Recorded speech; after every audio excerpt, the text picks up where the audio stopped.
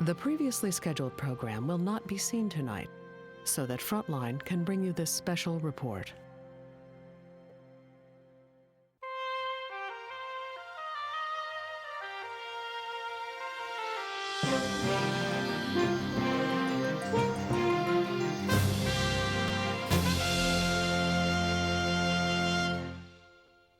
Tonight on Frontline, another terrorist attack. And new questions about whether Americans are safe. 2 explosions near the finish line just a short while ago. Since 9/11, the government has been building a huge anti-terror apparatus. What happens after 9/11 is this tremendous ramping up. The money just came out of Congress. It goes flying out. Pulitzer Prize-winning journalist Dana Priest traces America's journey from 9/11 to the Boston Marathon bombing. It's shrouded in secrecy. Tonight on Frontline, Top Secret America, 9/11 to the Boston bombings.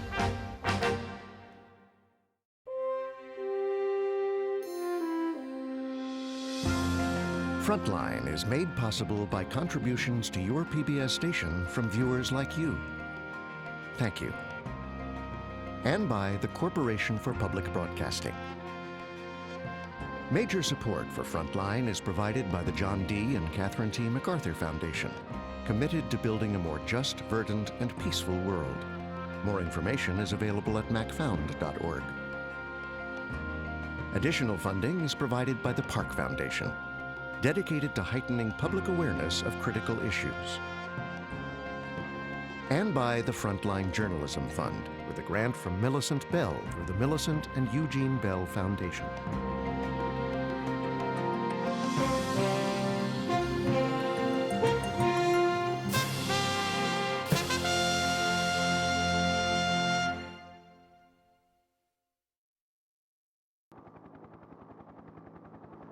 Good morning, America. I'm Charles Gibson. I'm Diane Sawyer, and it's Tuesday, September 11th, 2001. Just a few moments ago, something believed to be a plane crashed into the south tower of the World Trade Center. Crashed into one of the towers. Looks almost like a mushroom Trying to cloud. figure out exactly what happened, but clearly something relatively devastating. Welcome back to Fox News. We have a very tragic alert for you right now. Something hit the Pentagon on the outside of the 5th floor. On a day unlike any other in the long course of American history, a terrorist act of war against this country. President Bush said freedom has been attacked. Make no mistake, the United States will hunt down and punish those responsible for these cowardly acts.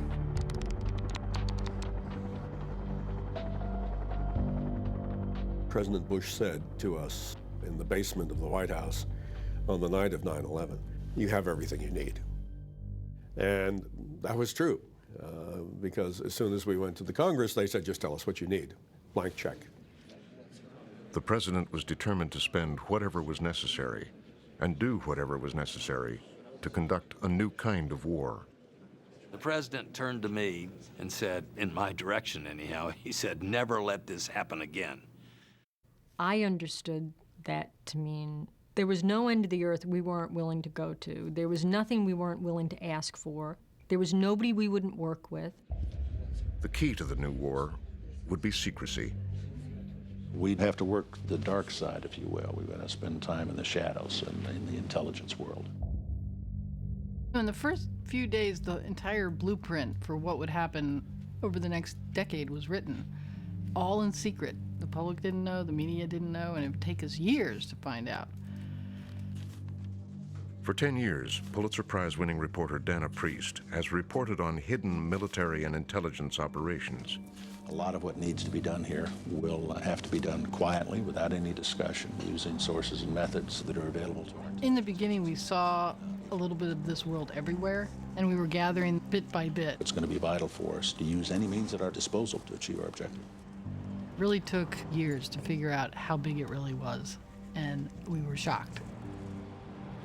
For Priest, one of the first hints of the secret war was revealed at this congressional hearing. Joint inquiry hearing will come to order, please. When I speak, I think the American people need to look into my face. And I want to look the American people in the eye. My name is Cofer Black. Cofer Black was in charge of the CIA's counterterrorism efforts. This is a very highly classified area.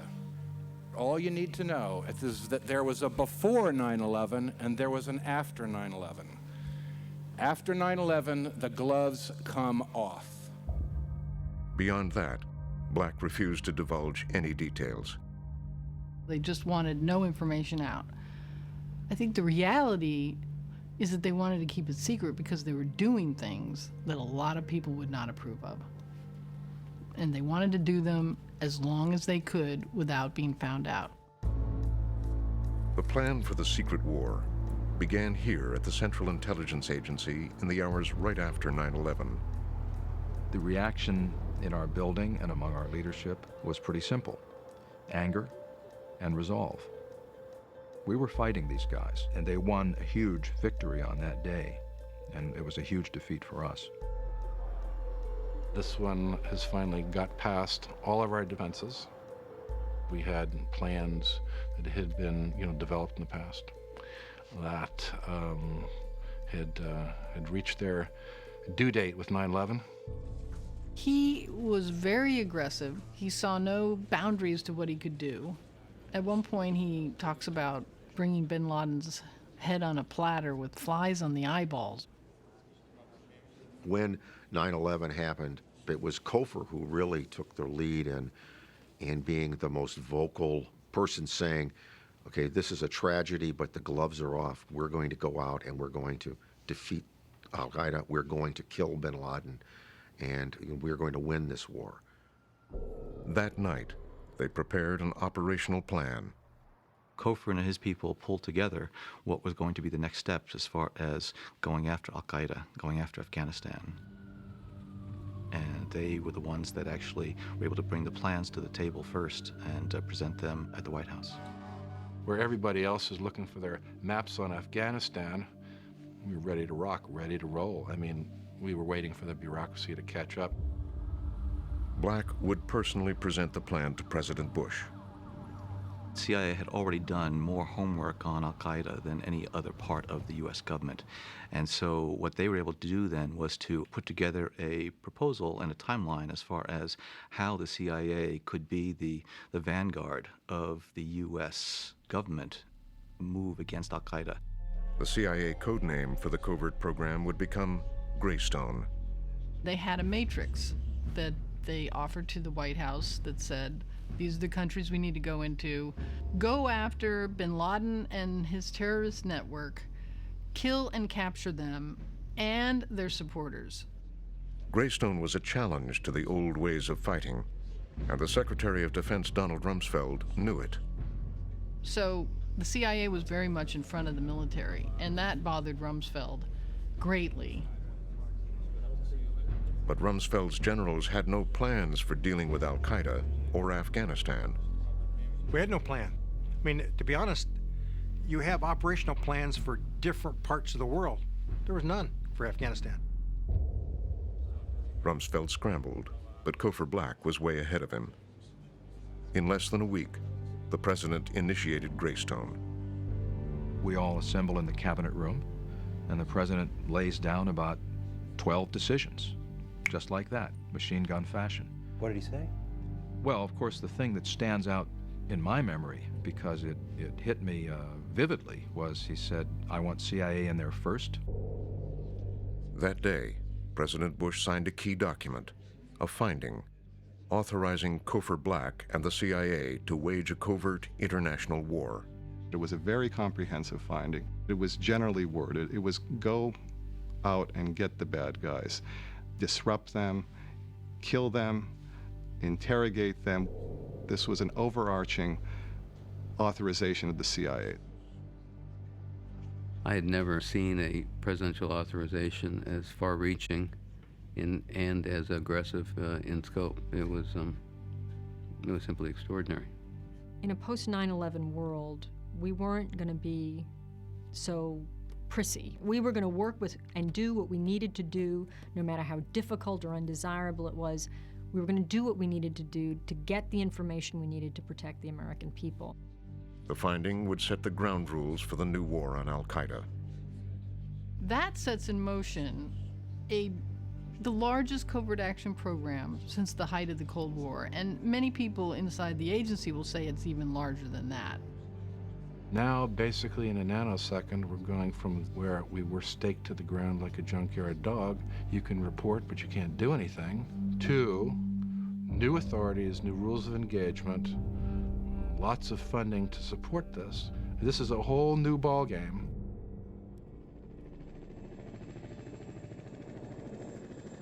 Within 2 weeks in Afghanistan, the first phase of Greystone began. My team there were 7 officers, including myself and 3 aircrew, flew in on the 26th of September. And when I began to distribute money, $200,000 here, $250,000 for this, I think the Afghans were convinced that we were sincere. The action was planned to be classic CIA. It's going to be a multi-pronged threat attack where we work with locals, minimize the American footprint. CIA officers, of course, in Afghanistan, for the first time since, World War II, are involved in battlefields and combat operations, doing things that we hadn't done in 60 years. So I think it's kind of a shock to the military. The CIA went in right off the bat, hooked up with the Northern Alliance, and it was really quite remarkable what they accomplished with so few people on the ground.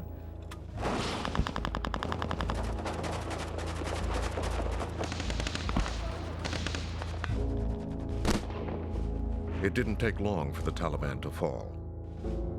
The CIA had demonstrated it could fight effectively in the shadows. We'd like the survivors of 9/11 to know that those of us in the business consider it the CIA's finest hour. We went in to kick ass, and we did.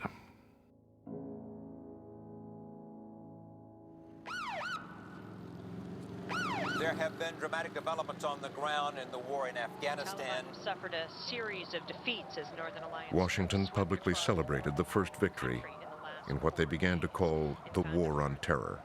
There were celebrations in Afghanistan's capital today as forces follows a series of stunning successes by the Northern Alliance. Mr. Speaker, the President of the United States.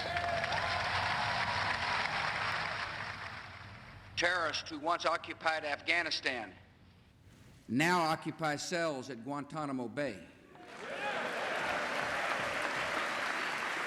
And this evening, we welcomed the distinguished interim leader of a liberated Afghanistan, Chairman Hamid Karzai.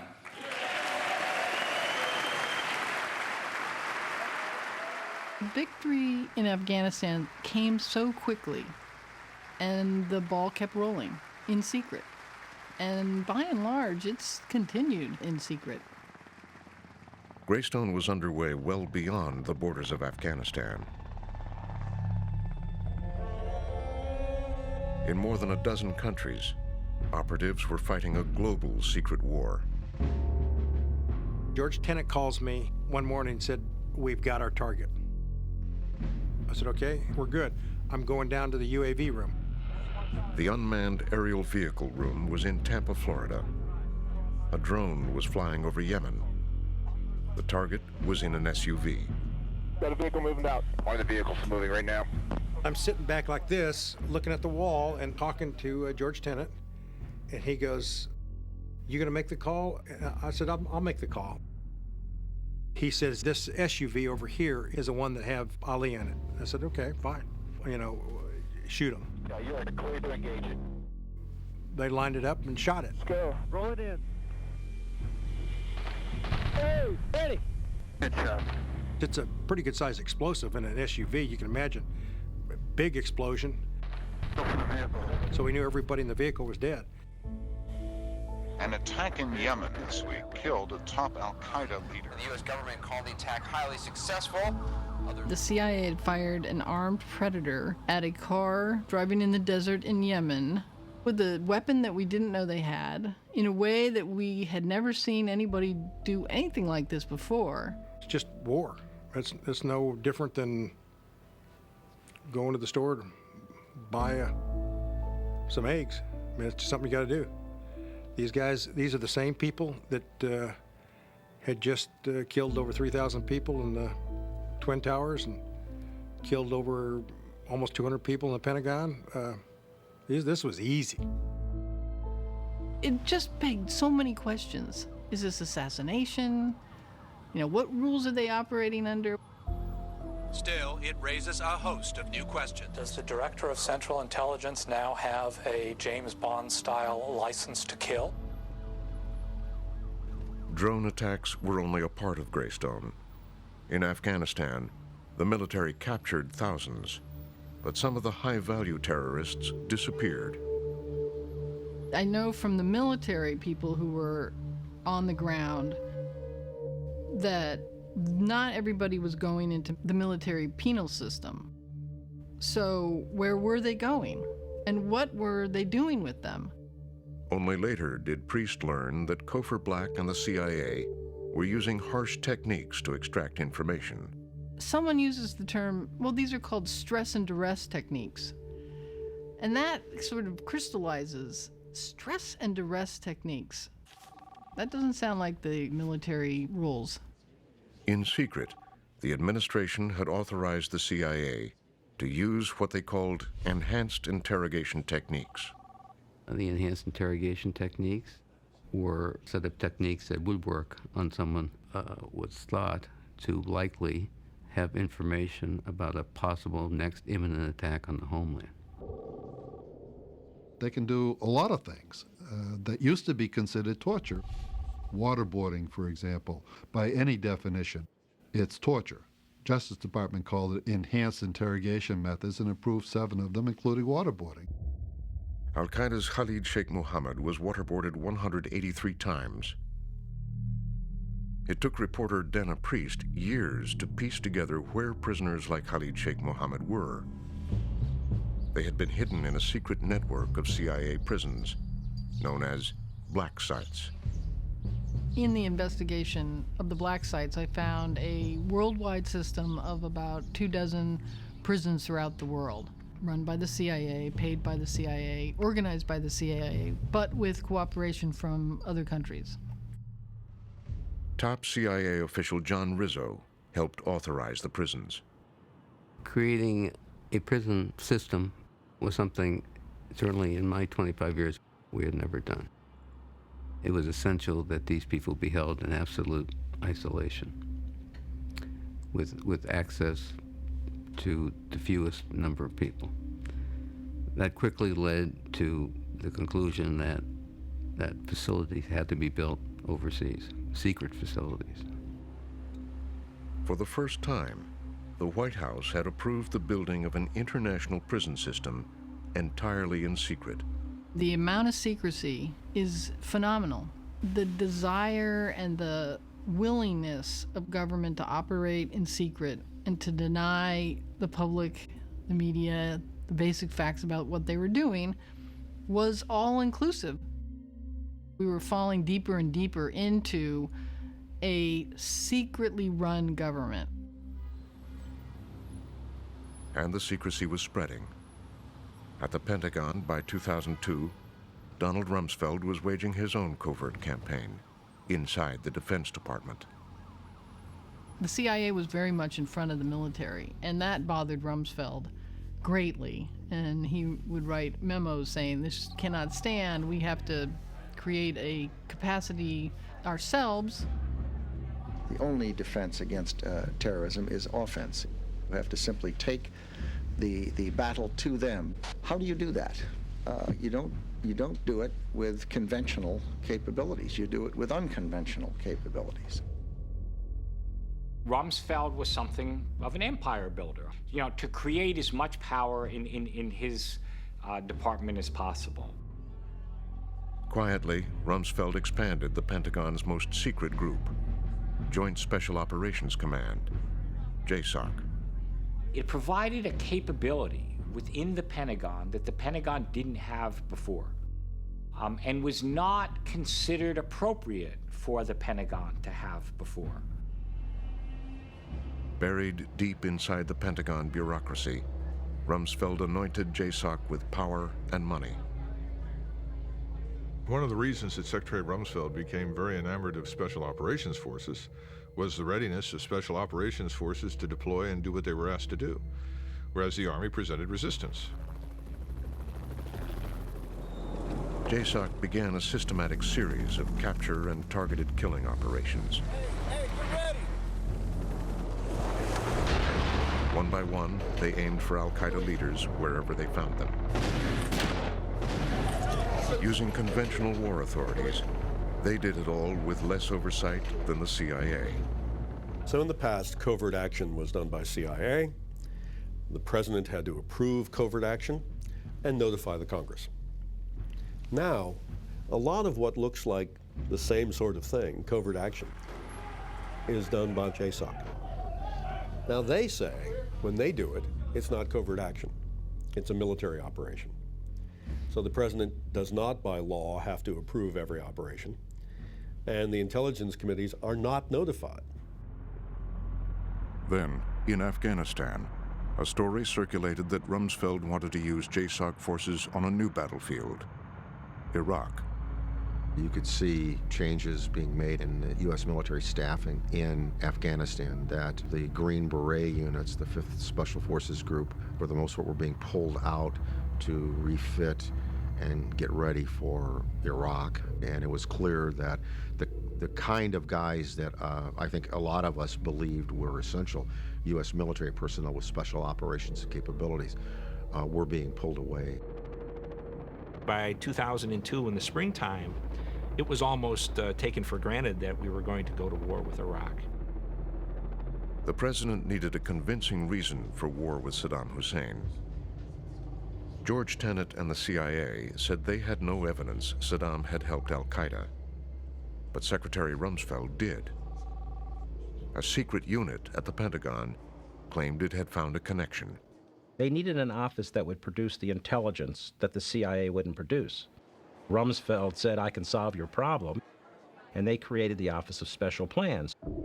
So they're going to do their own analysis, and they're going to show what the CIA has been missing all along about the true relationship between Saddam and al-Qaeda. They worked in a vault deep inside the Pentagon. They had what is known as all source clearances, total access to intelligence information. I went into the system, our classified system, to see what did we know about terrorist groups and the relationships, as well as their connection and associations with not only al-Qaeda, but also with state sponsors. The information was rarely vetted. Instead, it moved up the chain of command to the office of the vice president. And this became material that was then used sort of in white paper-like fashion to be leaked to journalists or to create links between Saddam Hussein and al-Qaeda. It was delivered to the American public and the world. Information has come to light. We've spent time looking at that relationship between Iraq on the one hand and the al-Qaeda organization on the other. And there has been reporting that suggests that there have been a number of contacts over the years. And they began relying on a new phrase, weapons of mass destruction. Acquired nuclear weapon. But we don't want the smoking gun to be a mushroom cloud. Leaving Saddam Hussein in possession of weapons of mass destruction for a few more months or years is not an option. Not in a post-September 11th world. Rapid series of 40 explosions lit up Baghdad in the early morning hours. Military officials have been using the term shock and awe to describe the assault on Iraq. By the spring of 2003, the U.S. had attacked Iraq. Fast and mobile, Rumsfeld's JSOC teams secretly paved the way.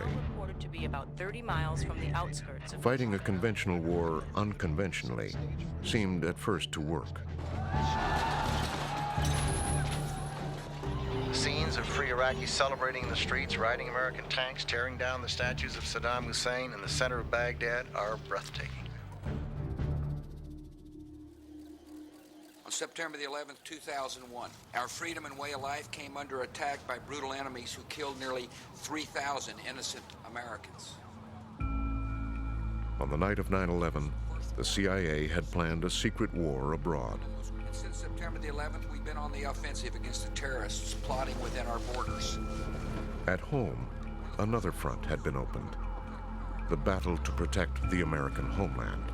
We had to move from proving what happened to preventing something from happening because the costs that came with a mass destruction event like 9/11, we can't allow that.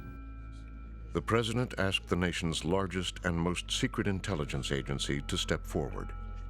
A couple weeks into the war, we were asked, is there anything more we can do to defend the homeland? At that time, Michael Hayden ran the National Security Agency, the NSA. We began a conversation with the vice president and then with the president, saying that here are some additional things we could do, but we cannot do them because we do not currently have authorities to do them. That was the basis of the evolution of what became the terrorist surveillance program.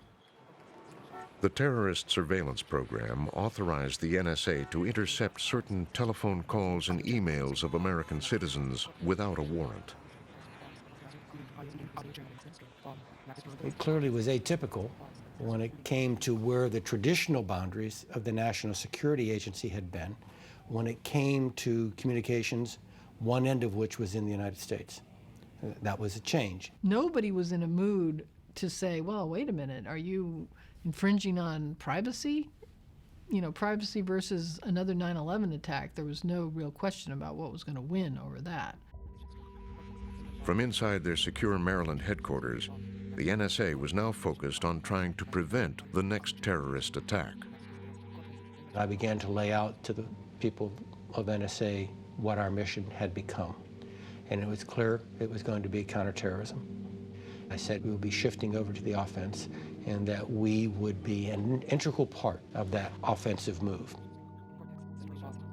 The NSA created a global electronic dragnet, capable of reaching into America's communication networks, capturing 1.7 billion intercepts every day. The National Security Agency has a huge vacuum cleaner around the world, and it is sucking down information from computer networks, from radios, from telephone calls, all over the world. So much information that no human being could ever go through it on a daily basis. Other basic challenge is in sorting through the huge volume of information.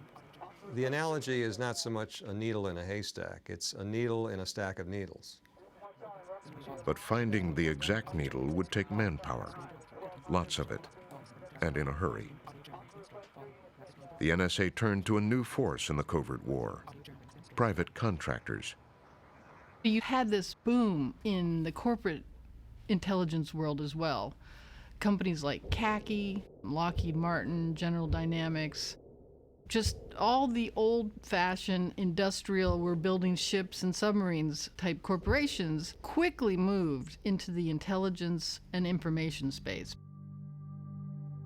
The NSA spent billions of dollars on more than 480 private companies. Michael Hayden led the effort in the days right after 9/11. I did it at NSA, George did it at CIA, we all did it.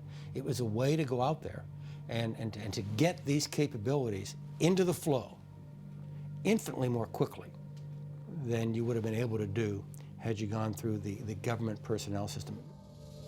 In office parks near the NSA, thousands of private contractors, many making much more money than federal employees, helped digest data. This war was not a war that required a lot of tanks, a lot of fighter jets.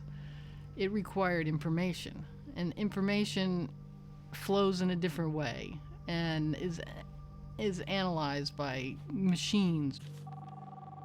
Exactly how much money the NSA was spending in the years after 9/11 is one of the government's most closely guarded secrets.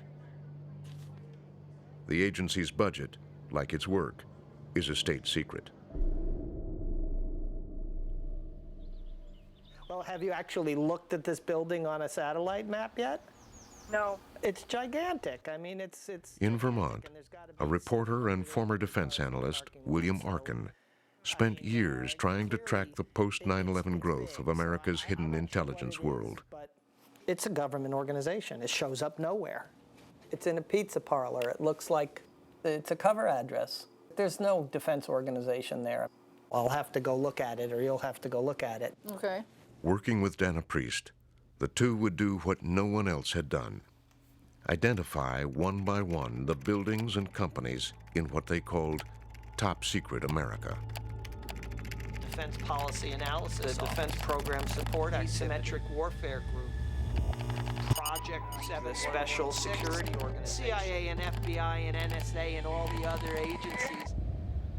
It took me about a year to complete a decent catalog of the government entities and corporate entities that work in this world. They discovered they were the only people in the country collecting such detailed information.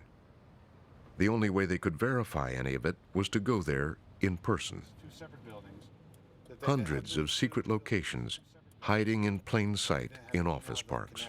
This is a gate to the NSA? Yeah, there's a government facility back in there. You'll see it better after we turn down this road. Inside buildings like these, they launched drone strikes, gather and spread secret information, engage in cyber conflict. You've got Titan in here, CSC is in one of these buildings, General Dynamics. So you really have the big mega firms, the giants of this whole industry here. Northrop Grumman, Boeing. With a security station here at the front where they check out the cars and look underneath. Yeah, so maybe you should put the camera down now. You just never know who's watching over here. All right, so can we just go over what you have? Sure. At the Washington Post, Priest and her team compiled what they found. This is the picture that I went up to that public parking lot and it was totally legal to be there. For the rest of my life, I will never see the world the same way again, especially around Washington. So had it not been for the leaves off the trees and at night, you would never see this thing. And yet it's gigantic. Yeah. These buildings that they might only be 4 stories high, but they go down 10 stories. And there's a whole world down there, like shops and places to eat that you don't know about. That's just for them.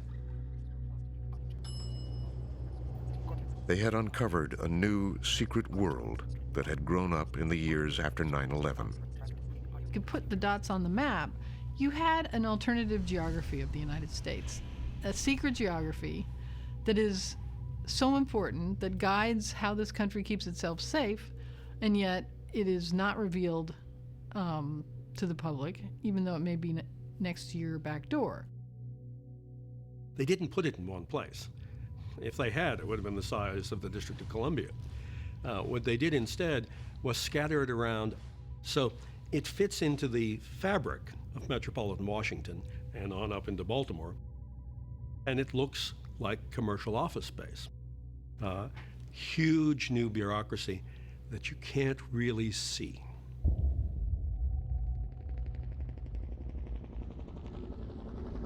More fierce fighting between U.S. forces and a Shiite militia. In Iraq, by 2004, the war was going badly. It was one of several places where there was violence in Iraq over the weekend. The number of American troops killed is now over 1,000. Reports of mortar attacks in Baghdad. Several others were wounded when a car bomb exploded. Rumsfeld's light force wasn't able to stop the growing insurgency. There aren't enough troops, and worse, they're in the middle of an insurgency that they don't know how to conquer. And they hadn't found any sign of those weapons of mass destruction. Early on in the war, it seemed quite clear that they were not going to find major stockpiles of weapons, that we were looking at kind of an empty shell. David Kay had been given the job of finding the weapons. From very early on, I said, things are not panning out the way you thought they existed here, and it was specific cases, whether we're talking about the aluminum tubes, or we're talking about the nuclear program in general, or the biological program. After 8 months searching Iraq for weapons of mass destruction, David Kay reached a simple conclusion. There aren't any. The political stakes are rising in the overestimation of Iraq's weapons. It was an intelligence failure that reverberated throughout Washington. One of the most damaging intelligence failures in recent U.S. history, and says the harm to U.S. credibility will take years to undo. I think the intelligence community understood that if the American people and the policymakers really understood the message I was delivering, that there would have to be a major shakeup of the way American intelligence is done, because this was just inexcusable. George Tenet and the CIA took most of the blame. Outraged lawmakers are demanding to know whether the CIA was pressured to come up with answers the administration wanted to justify going to war. The bipartisan 9/11 Commission proposed stripping the CIA of its oversight of national intelligence.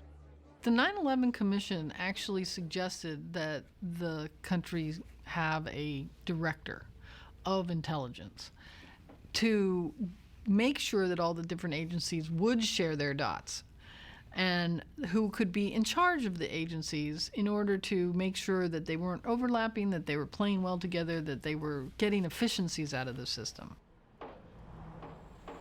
Today I'm asking Congress to create the position of a National Intelligence Director. The National Intelligence Congress starts working on the bill, and they produce a bill in almost no time at all. And there's very little debate, and there's very little consideration. As the bill made its way through Congress, the existing intelligence agencies pushed back. The Secretary of Defense led the charge. The Secretary of Defense was not anxious to lose power, direct authority over the intelligence assets in the Department of Defense.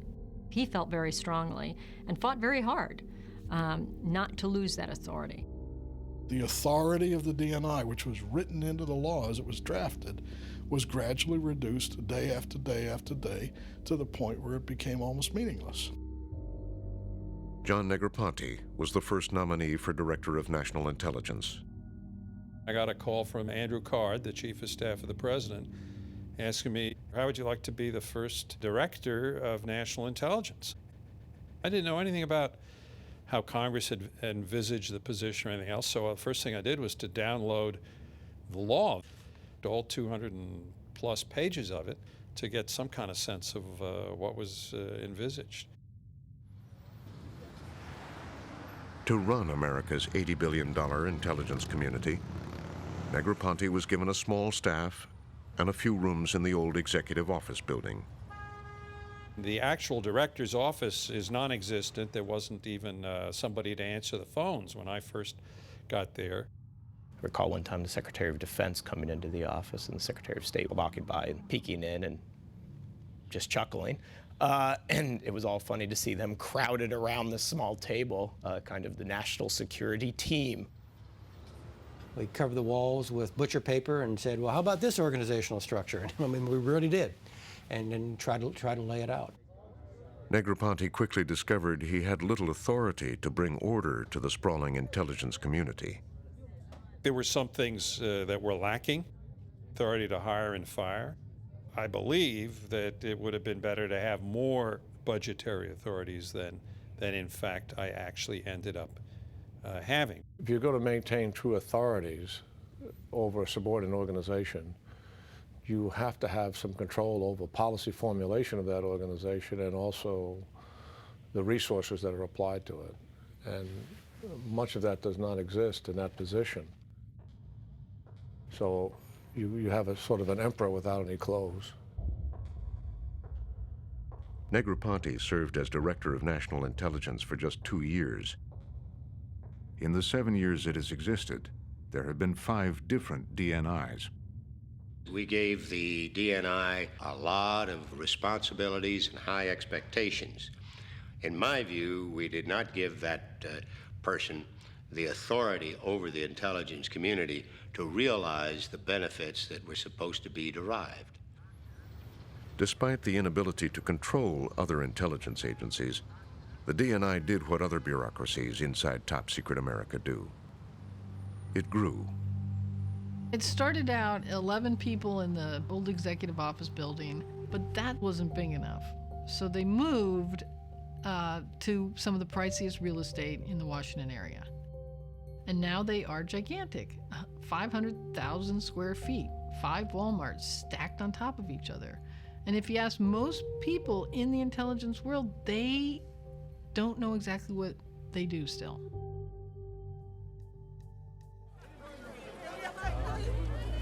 It's the inauguration day of the nation's first African-American president. In 2009, the new president would inherit a war in Iraq, a war in Afghanistan, and terrorism threats abroad and at home. This will be the largest security challenge here since 9/11. The tightest security for an inauguration ever. There had even been a threat to the president-elect. A week before, they had gotten a reasonable tip that there was a plot on the part of a Somalian immigrant to disrupt the inauguration, and they took that seriously. There was enough there that you understood, even if it turned out later not to be real, they had an obligation to take it seriously. The Bush administration national security team briefed the incoming national security team about that threat, and it was mentioned that perhaps they should consider canceling the inauguration. But all of top secret America was on hand to protect the president. What was happening behind the scenes was phenomenal. It was an unprecedented virtual security cocoon. We have the Intelligence Operations Center, Tactical Operations Center, and then we have our bomb technicians, our WMD experts, our evidence response team. They used eye-in-the-sky satellites and hundreds of closed-circuit cameras. A lot of camera footage, a lot of live footage being fed into the command post. So everybody's looking at the crowds in real time. Everyone's looking at hot spots in real time. They watched the entrances into the city. Police and their technology were everywhere. You had license plate scanners all up and down the eastern seaboard on alert. You had sharpshooters out. They used the most exquisite technology. Sensors scattered around the city, picking up the wind, analyzing it every minute to see what's in it. And all of that information being fed in real time into the Operations Center. Everybody was watching and working, and it was like a crescendo. Everybody's anxiety level builds up. The phone calls are getting more and more phone calls. I, Barack Hussein Obama, do solemnly swear. You can feel the tension in the air. Serve, protect, and defend the Constitution of the United States. And then you can see the collective sigh of release when the president was sworn in. So help you God. So help me God. Congratulations, Mr. President.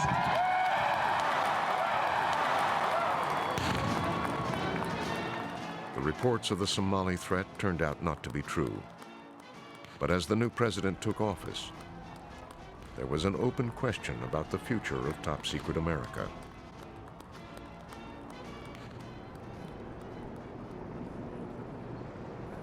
On the campaign trail, candidate Obama had said it should be dramatically reined in. That means no more illegal wiretapping of American citizens. Barack Obama came in pledging a new era of transparency. My administration will take a top-to-bottom review of the threats we face and our ability to confront them. Too often, this administration's approach to Homeland Security has been to scatter money around and avoid hard choices. Now the president would be read into the classified programs, receiving daily briefings on threats to the homeland. He begins to get the intelligence brief. He begins to see the substance behind on the inner workings of government. You start getting reports about individuals. This known terrorist may be on the move from here to there. This known terrorist was intercepted talking about a planned attack. I think all of that, including what he had to go through in terms of a security briefing for the inauguration, influences then how he sees the threat and his own responsibility. It didn't take long for the new president to make clear where he stood. His people were signaling to us, I think partly to try to assure us that they weren't going to come in and dismantle the place, that they were going to be just as tough, if not tougher, than the Bush people. No one in the Obama administration would talk to Frontline about top secret America. But the president had reauthorized almost all of the dark side operations. Greystone, the hunt for bin Laden and al-Qaeda, continued. Authorities were continued that were originally granted by President Bush, beginning shortly after 9/11. Those were all picked up, reviewed, and endorsed by the Obama administration. At home, the president decided to expand the growth of Top Secret America. They've done nothing to roll it back. They've done very little to look inside of it to say, what is it that works, what doesn't work, what do we really need? And in this time of economic hardship, what don't we need? The president understood the political realities. There's going to be a terrorist strike someday. And when there is, if you've reduced the terrorism budget, the other party, whoever the other party is at the time, is going to say that you were responsible for the terrorist strike because you cut back the budget. And so it's a very, very risky thing to do. In his first year in office, the massive Department of Homeland Security began construction of their new $3.4 billion headquarters. It will rival the Pentagon as the largest government complex ever built in Washington. And DHS has continued a nationwide spending spree, sending billions of dollars to state and local police. What DHS wants to do is to turn all of the local and state law enforcement personnel into the tipsters for the FBI, into the frontline foot soldiers looking for possible terrorists. DHS funded high-tech terrorism centers around the country. Every state has at least one. There's 74 fusion centers in the United States. Contractors went in, put in the large flat-screen TVs, put in the mission control to the moon kind of facilities. Now, state and local police are using surveillance cameras, biometric scanners, high-tech license plate readers. The software with the system, when it sees what it thinks is a license plate, it will read it using OCR, optical character recognition, and make a cross-check against a database. While it's been a high-tech bonanza for the states, there are questions about its effectiveness. You can look, if you're objective, at all of this money and all of this effort and say, what would have happened if we hadn't done that? And in almost every case, nothing would have happened. One troubling example. At Christmas time in 2009, a young Nigerian boarded a plane from Amsterdam to Detroit.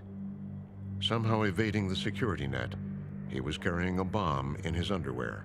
Trying to blow up more than 250 fellow passengers. What exactly went wrong? He actually got to the point of triggering the device, which means at that point, the only thing that's going to stop that is what happened, is a technical failure or maybe a human failure. There had been early warnings about Umar Farouk Abdul Muttalib. The kid had gone to Yemen for training.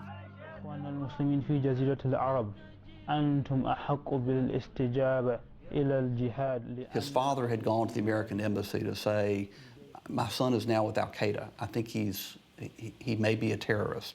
There are more questions than answers today. There were no red flags raised. But no one in Top Secret America had connected the dots.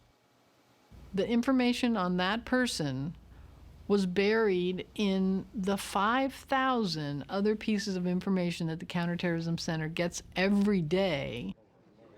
Because the Nigerian guy's name was misspelled by one letter, he did not pop up. The little bits of data about him were not correlated. Those dots were not connected. Google does it. If you mistype something on Google, it says, did you mean this? And despite spending all the billions of dollars on databases, that simple spell check, did you mean this kind of software wasn't operating. And then, 5 months later, the Times Square bomber. Be assured that the FBI and their partners in this process have all the tools and experience they need to learn. The Times Square bomber was a horrendously run operation. A bunch of vendors in Times Square said to the cops, there's a problem with this car. Both those cases, it was not the intelligence agencies, it was private citizens. On the plane, it was a private citizen who jumped the guy. Times Square, it was a vendor saying, something's wrong there, letting law enforcement authorities know it. So we were lucky, and because we have an alert citizenry. Then the Boston Marathon. Oh my God.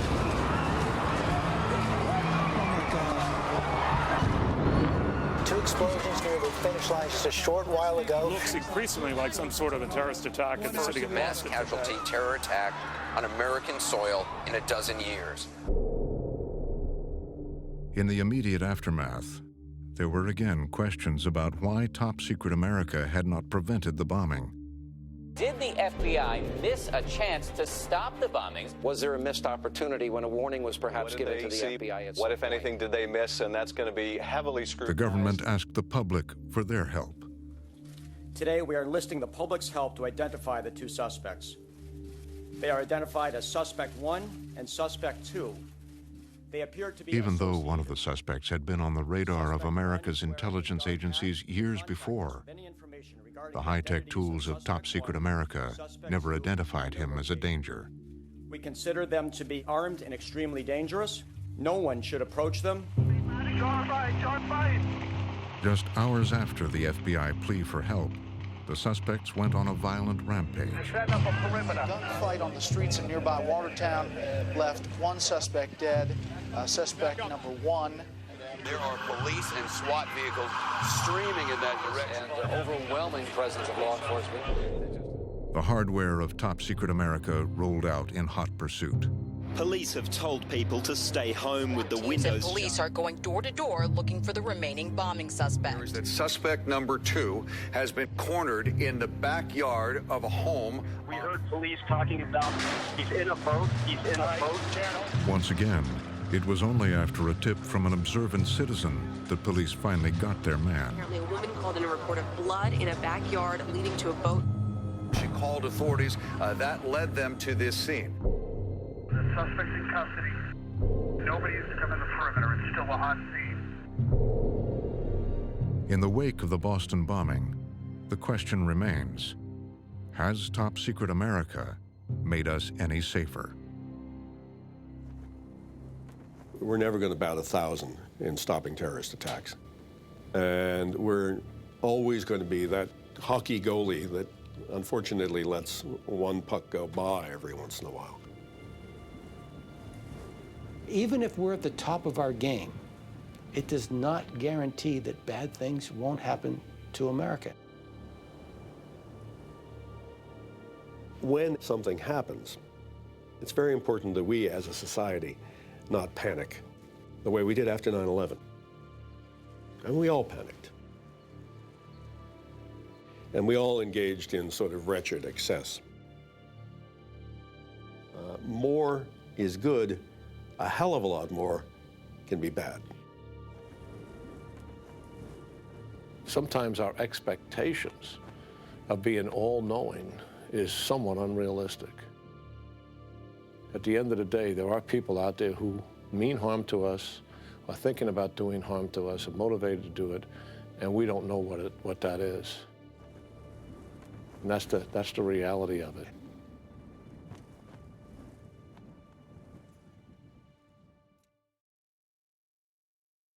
Next time. I was 5 when I was smuggled out of the Warsaw Ghetto to hide among the Christians. Do you remember me, sister? I'm not alone in this quest. Please, I want to live. The last witnesses of the Holocaust. We came here with fragile pieces of our memories, afraid that after us, they may be erased.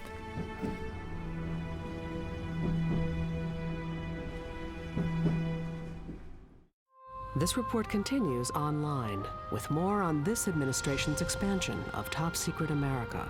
Things we still don't know. How many secret programs and how effective are they? Read an excerpt from the reporter's book. Okay. Plus more of our exclusive interview with former top CIA lawyer John Rizzo. They were going to be just as tough. And other key officials. Huge new bureaucracy. Follow Frontline on Facebook and Twitter or join the discussion at pbs.org.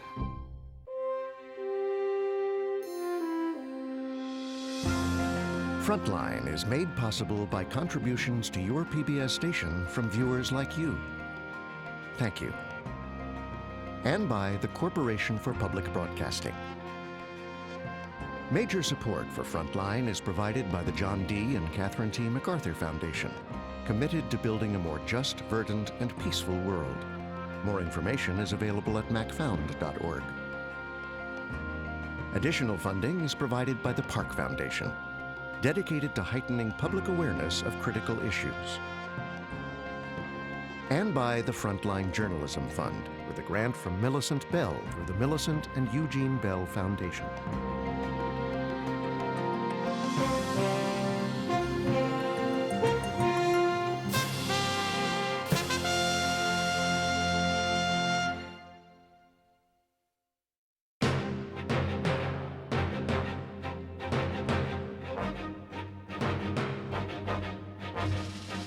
For more on this and other Frontline programs, visit our website at pbs.org/frontline.